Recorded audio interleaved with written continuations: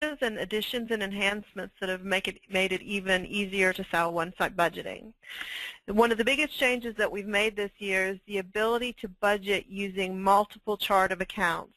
And what this means for our users, especially those third-party management companies, is they can budget in the master chart of the accounts that they are accustomed to, but they can actually import in alternate charts or their owner charts or their affordable program charts that are not HUD, that they need to convert that data or those reports to. So what the system now allows me to do is use my master chart to budget, import in an alternate chart, and map that chart to my master chart so that now I can report my budgets or my data in that alternate chart and provide it to those owners. So all the reports that are out of the box or custom reports will have that selection of that alternate chart that's been created.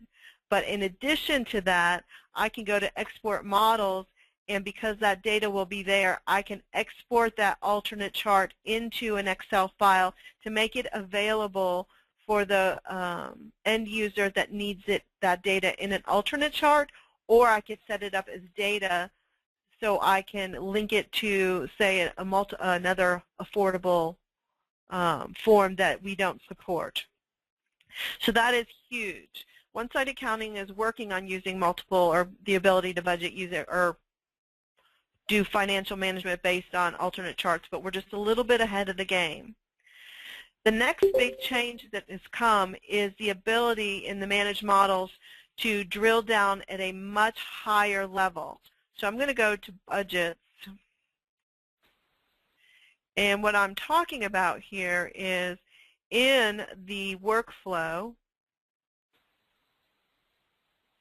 I now can go in and I can turn on and off all the wizards that are used in the budgeting or forecasting process by user. So, for example, if I don't want the manager to go in and see payroll, I've always been able to turn payroll off. But now I can turn off services, capital expenses, distributions, and I can even block groups of GL accounts that are assigned to an account category. And it's as simple as coming in here and just saying, I don't want them to use this, this, this, or this, and saving it. So that user then is blocked from using those accounts. In addition, one of the important things that people were asking for, especially the larger companies that do, 50, 60 budgets, is the ability to assign by user alternate due dates. So I could actually come in here and all the properties that I have in this model would be listed, and for that role I can assign multiple due dates. But as if that was not enough, we've added the access type change. So my user can read and write, they can read only, or they can read and modify comments. What this does, the biggest benefit here is it gives them maximum control of who does and sees what in the budgeting and forecasting process. And that is very important to our users. In addition, one of the things that's been added and is actually going to be completed in the month of July are enhancements to the corporate budget process. Now, in order to set up a corporate budget, there's a new right called Budget Administrator Corporate. And the reason why this was created was so that the corporate payroll could be hidden from, say, the super users or other users in the budgeting process. Obviously, they don't want to publish what the CEO of a company makes or the director of operations makes. So this allows this one particular usage only to be able to set up the corporate budget. So the enhancements that are coming in July, and this is really important, is the ability not only to set up a corporate budget, but also the ability to map the GL accounts associated with the management fee expense to the income account for the corporate budget and pull, if I've budgeted all my properties in one-site budgeting, by mapping those GLs, I will be able to pull what I budgeted for that budget year into my corporate budget automatically after that mapping is done. But because I do have some budget users that only use budgeting for their corporate accounts, a CSV file will be available for them to upload management fee expenses. We've never been able to do that before, so that is a big plus for corporate budgets. In addition to that, for our corporate budgets, we are going to be creating a link in subproperties where they will be able to link and import in their accounting data for those corporate budgets collected or created. The preference, of course, is for them to buy a license for their corporate budget like they would a property, but we are creating a workaround so that's not necessarily required. At this point, they've been uploading their data via a CSV file, so this is another big plus for creating a corporate budget and creating an additional value to the budget. What's also new in budgeting this year is the ability to create versions. So say I need to create a version that's high, low, or medium. So my budget preparers can go ahead and say, hey, my budget's done, and this is what I've got. But by the time it gets to the asset manager, they want to play around with that budget, but they don't necessarily want to play around with the master version. So what they can now do is go in and and create a version of any particular budget, and it takes 2 minutes to create. So what that version will be is an exact copy of the original budget created in the original model that allows them to go in and maybe play with expenses or play with rents. And if they like that version better, they have the option then to convert that to the default budget for that particular property. That is a huge, huge benefit, because especially in forecasting or performance, they may want to have multiple versions of that budget. Other things that have changed are importing data. So as we're taking on a few more MRI customers, but our Yardi customer base and interest is exploding this year, we are completing the Yardi integration into onsite budgeting. What this means is we will be able to pull their unit detail, their rents, as well as their historical and budget data directly from Yardi. So this will allow us then to be able to import data from onsite accounting, leasing and rents, Yardi, and MRI. MRI is complete. Yardi will be completed by the end of this month. Our first customer is already beta testing it, and we are actually testing their data import this week, as we've already received approval from Yardi on our code. So what this does for us is it expands our base for those customers that have onsite on the front end and maybe Yardi for their accounting, or our Yardi customers where both operational and financial is managed in Yardi, but they want to do their budgeting here. The only difference between doing a budget for these two other companies versus doing one for onsite is there's additional integration time required up front, 2 weeks minimum. So those people we need to close right away and get their integration set up right away. But other than that, there's no difference in uploading data. Now, we do not push data into Yardi, and we do not push data into MRI. We create a data format file, an Excel file that they can upload into their system for their budgets or forecasts. You'll also notice there's a few extra new things here. So as the revenue forecaster, it releases in July for that team, that product, we can import in revenue forecaster data directly into onsite budgeting. So what does it mean that we're importing revenue forecaster data? Revenue forecaster data is a projected income forecast for occupancy, renewals, move-outs, and financial performance or rent performance of that property. And what we get the data, when they do the data, it's by floor plan. When we get it, they'll aggregate that data down by unit based on the historical performance of that unit. And then that data becomes a reference row in onsite budgeting on the rent pages for actual rent, the occupancy pages, and the renewal pages. So they'll be able to take that forecast data created in Revenue Forecaster and import it into budgeting. This is a separate product and a separate cost, but it marries two very good products in the budgeting and forecasting process. What's also new is you'll see commercial. We released that back in July. So customers that use leasing and rents commercial can now import in all their tenant data into onsite budgeting. That includes their CAM fee setup and if they happen to have CPI details set up. So instead of manually doing that, all that data will come in, their tenant, the square footage, what they're paying, if they have step-up rents. All of that will populate through into budgeting. What's coming in the future is a filter for vendors when we're importing vendor lists from accounting so that we don't get all those temporary FAS vendors that are set up for move-outs from residents. What's also new is if I'm doing a rehab, I may have 100 different items I want on my rehab list. Now I can enter those rehab items like refrigerator, stoves, screws, painting, one at a time, or we've created a CSV upload, so if they have 100 different items, they can upload them all at once via a CSV file. What else is new in payroll is the ability to upload workers' comp rates, payroll rates, job positions, and employees, and salaries. So especially these large-scale companies that have 500 employees, they can upload their employee list via CSV file, including the salaries. So I'm going to move on because there are more things, like assumptions. So what our customers were having to do is every year, if their assumption values changed in their custom worksheet, they'd have to copy the custom worksheet and create a new one for the new year. Well, now we've taken away that pain point and made it so that they can just update their assumptions by year.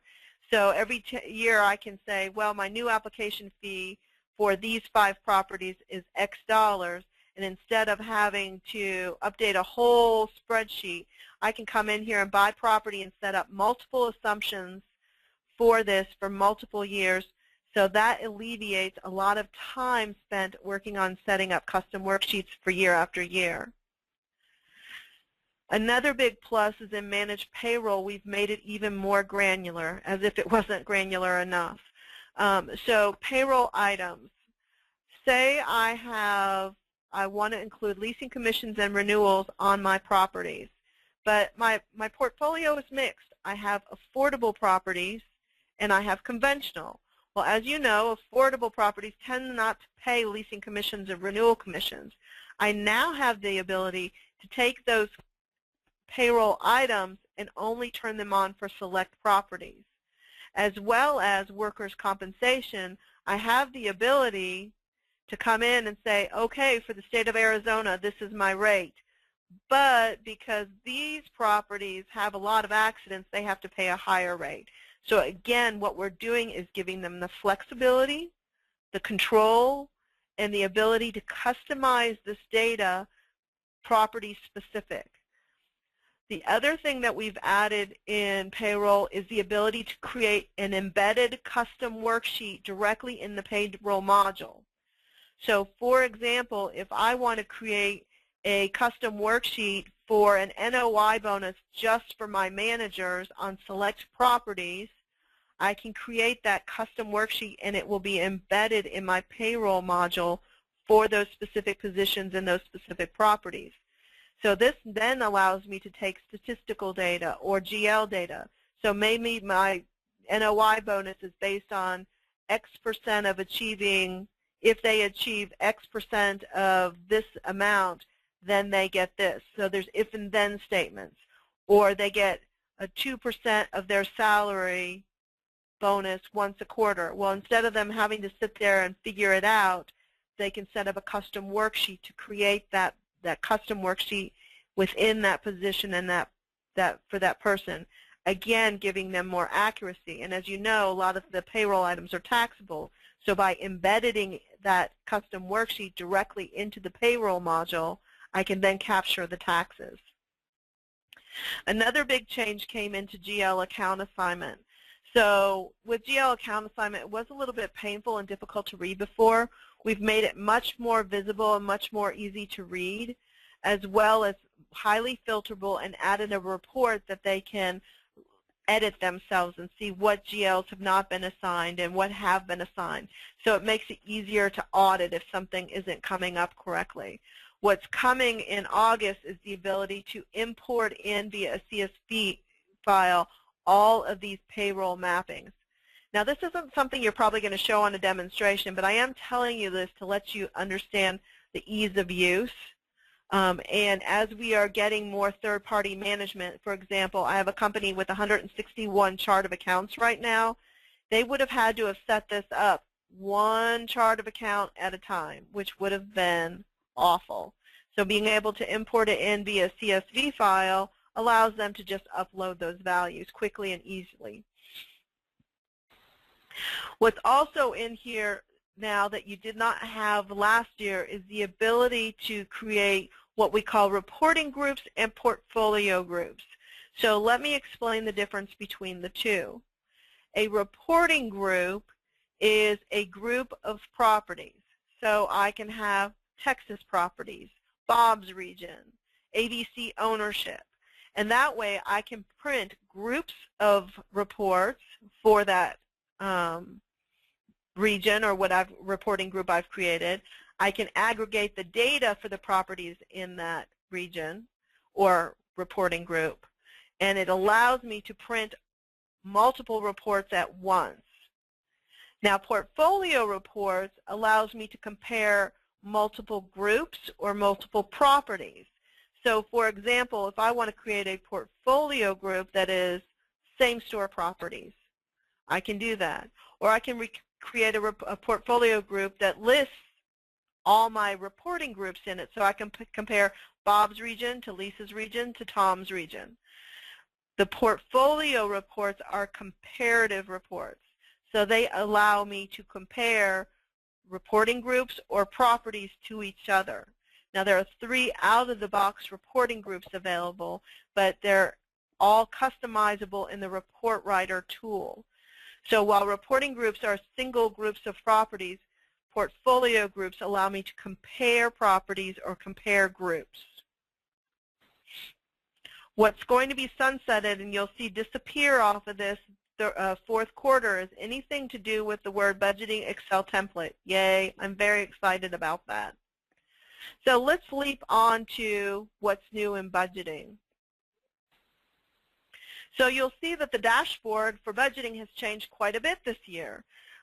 We have, obviously, your ability to see the properties here and enter and access. So there's a couple of unique tools here that are available that you may not have realized.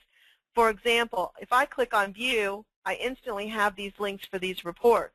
But I can also, if I got interrupted and I have to come back to this, I can go to the last place I was in the budget without having to think about it.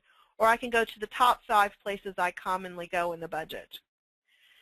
This is our first attempt at charting, so I can filter based on the properties I have roles and rights to, and then I can set what I want to compare to. So here's budget versus actual, and I can define what I want to see and save this.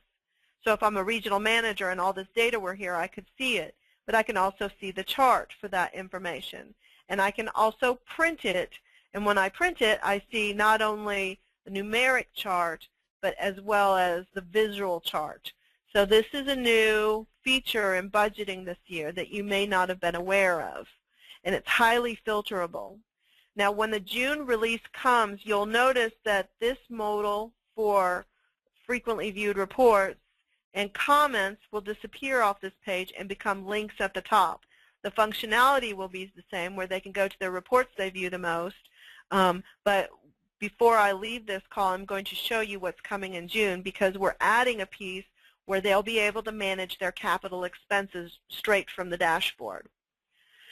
The next cool task and tool that should be demonstrated is the whole goal of budgeting is to keep everything inclusive and visible, which is a key benefit, in one central location. So instead of sending out emails that say, get this done or get that done, I have the ability to create tasks. So for example, I can add a task, and these tasks can be assigned to a model and or a property and or specific users. So if I want to assign this and it appear in my model as well, I definitely want it to hit the model. But what this allows me to do is assign the work that I want done with a start and end date and set a priority to it. So instead of someone saying, hey, I never got that email saying you wanted something, every single thing regarding that task is here, including its completion status. Again, not having to go 5 different places to look and see if somebody did something or was assigned something. In addition to that, I have the ability for those people that have to have paper to print out my tasks assigned to me so that I can check them off and then come back in the system. So let's go in and look at some of the cool new things inside the budget.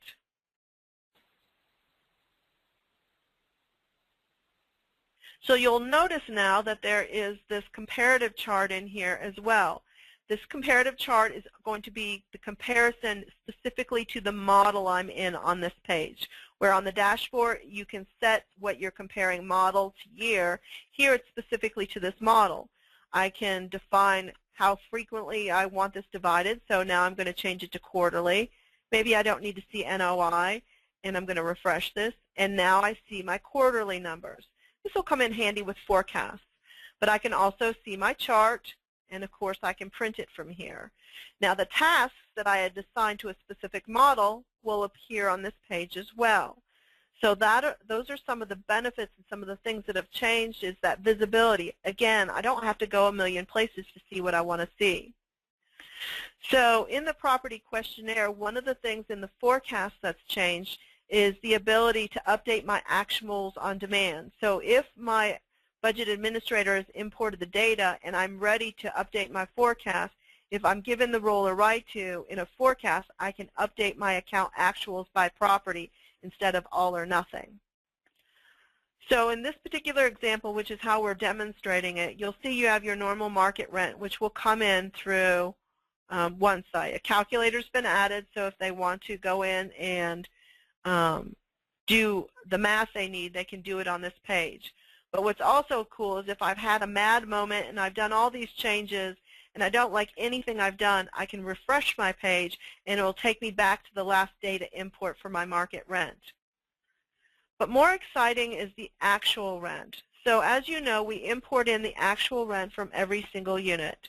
This is set up by unit, which is a best case setup. And the reason for this best practice is, especially if I am using something like YieldStar, where every single rent is different, I don't want to average my rents by floor plan. I want that granular detail.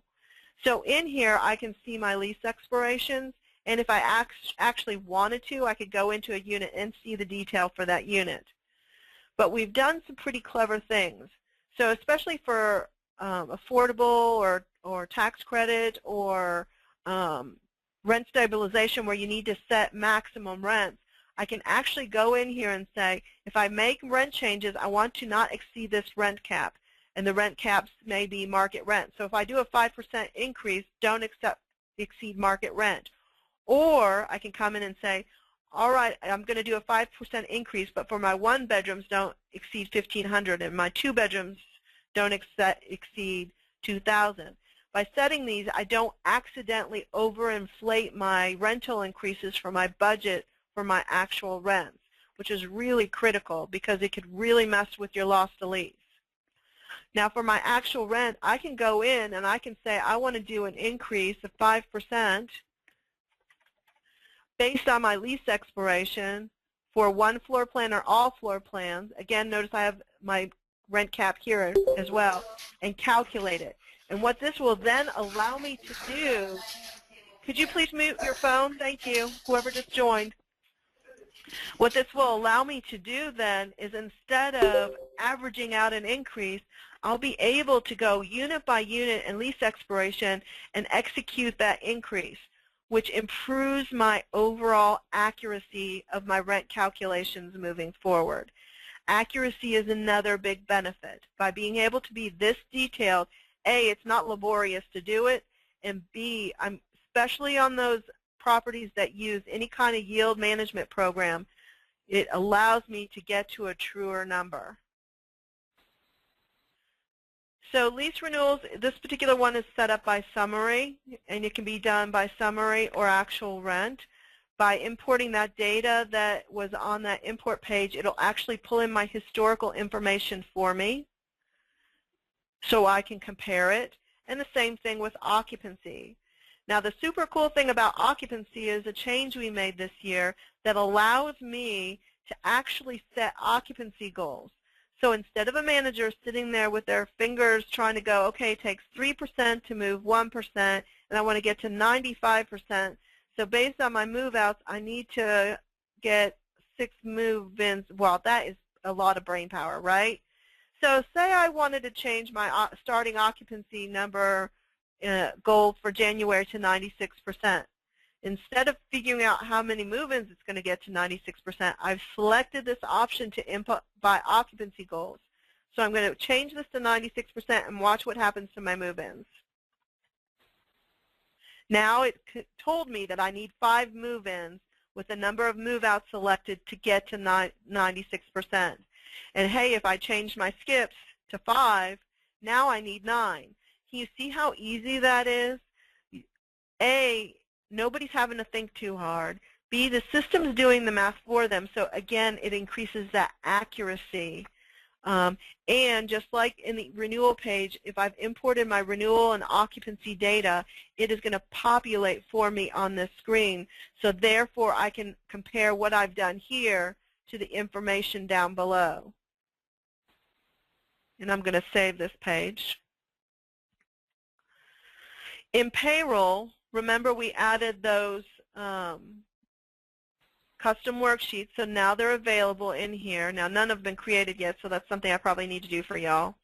But I can budget by person, or I can budget by position. The advantage of budgeting by position is, with payroll as a whole, whether you budget by employee or position, it will roll over each year. So after I've set up my payroll year 1, year 2, everyone I've set up on that property will roll over, and I won't have to set them up again.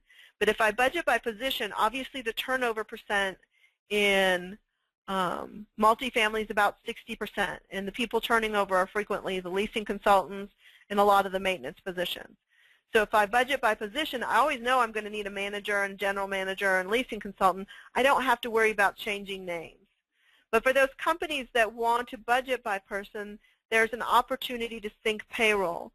So the trend 5 years ago when the industry and the economy took a dive was to, instead of letting people go, as attrition occurred, spread them out over multiple properties or allocate those people to multiple properties.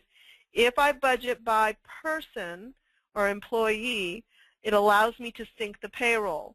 So if I set Meadow Bay as the home property for Bob and I split him with Summer Creek, once I've synced the payroll from Meadow Bay setup to Summer Creek, I only have to change his payroll on the home property, and it automatically will populate the other property for me. So you have 2 advantages and 2 choices. You cannot sync positions because it has to be tied to a specific person, but it really reduces the amount of editing each year. If I budget by employee, it allows me to sync and less entry. So contracts, what's been added for those customers that happen to have doc management capabilities, I can now attach via a scan or a file that contract into my system. So what's the benefit of that? A, I always have access to that. If I'm reviewing the budget, I can look at the contract to see if it makes sense. And C, if it's midway through the year, I can always come back in contracts, and instead of calling someone in the corporate office to get me a copy of a contract, I can come in here and just pull it up for myself. And because contracts are perpetual, which means that contract's going to stay in here and populate budgets until the end of the contract period. For a contract that's 5 years long, going and finding that contract after year 4 is pretty hard to do sometimes. One of the other benefits we've added is the ability to email an alert. So if this contract's about to expire on this particular date, I can set up an alert that says, hey, 60 days before this contract expires, send me an email, and I can put in multiple email addresses. So most contracts, that's not a big deal. But on a lot of contracts, the big benefit is when I have a waste management contract, I do not want it to auto-renewal because they're not going to give me the best deal possible. So if I know and I receive an alert that says, hey, out of my 100 properties, these 3 properties sent me an alert and their contract's about to expire, I need to go do something and work out a really big deal before they go and raise my contract rate or auto-renewal on me. So it saves me money and possible liability. The same thing can be done in capital expenses. So in capital expenses, I can, again, attach copies of the bids. So if I'm doing a paint job and I have 3 bids, I can attach it to the item that I've budgeted. So again, what does this do? A, it increases visibility. B, everything in the capital process is in one central location. And C, it's a good reference point if I ever need to go back and look at it. So in account by account, there's been some pretty cool changes that have been made. The biggest change is the addition of what we call reviewer comments. You've always been able to make comments throughout the budget process to define what budgets, what the budget preparer is saying about what they budgeted. But now, as a reviewer, I can come in and make comments instead of having to send a separate email or a separate notification or an Excel spreadsheet. I can actually make the comments directly in here. And in addition to doing that, I can make that comment visible to all users or select users. So say a property is up for disposition, I may not necessarily want to let the site staff know, or even maybe the regional managers, so I can make that comment only visible to maybe the RVP. And when I'm reviewing the budget as a budget preparer or at the next level, I can expand the comments and notice that my comments for my reviewers are populated in red and my budget preparer comments are populated in black, which gives me quick and easy visibility into the mindset of the budgeting process. Please mute your phone. In addition to this, I have that central narrative that I set up. Now I can add images to my narrative. I can standardize my narrative in Central so that everybody is using the exact same sections. And I can also, in my narrative, include a logo. So if I want a logo to appear on my narrative for my company, I can make that happen. And by setting it up, and it's a mandatory setup in Central, it gives me consistency. And consistency is important in the budgeting process. All righty, so let's go back to budgeting. There is some key reports that you should always be showing when you are doing a demo, and I would just have these handy and ready. So those key reports, especially when you're meeting with asset managers, is something called a detailed trend report. And what this report is, it allows you to go ahead and show multiple values at once. So, for example, here's my budget for 2015. I can compare that to my forecast for 2014 with my actuals from 2013 and my actuals from 2012 and generate this budget. What this allows me to do is look at 4 years of historical information plus what I'm budgeting this year, compare the year-over-year variances, as well as my annualized per unit cost and my percentage increase. And this is straight out of the box, although it can be customized based on their needs. So this is a big hit in almost every single demo that you will give because A, it's easy to generate and run, and they have the flexibility and the control to pick the 4 control periods that they want to run this for. And that in itself is a beauty. There are multiple reports, and we're adding reports constantly. A service report and allocation report is coming soon. But there's also, for those users who don't want to use the budget variance tool in onsite accounting, is the ability to, every month, typically a property manager has to explain why they did what they did on their budgets. So if I come in here and I'm going to pull the 2014 budget, and I can pick my actuals through April. And what this allows me to do is create an Excel report with my budget. Here's my budget numbers. Here's what I did through April, my dollar variance, my percentage variance, and here's my year-to-date information. And I can explain myself why I'm over year-to-date. It's a quick and easy report for those people who don't need a lot of detail or a lot of GL specifics. They can quickly go through here and edit, explain it, save it, and send it to their regional manager. And all they had to do was update the data through April.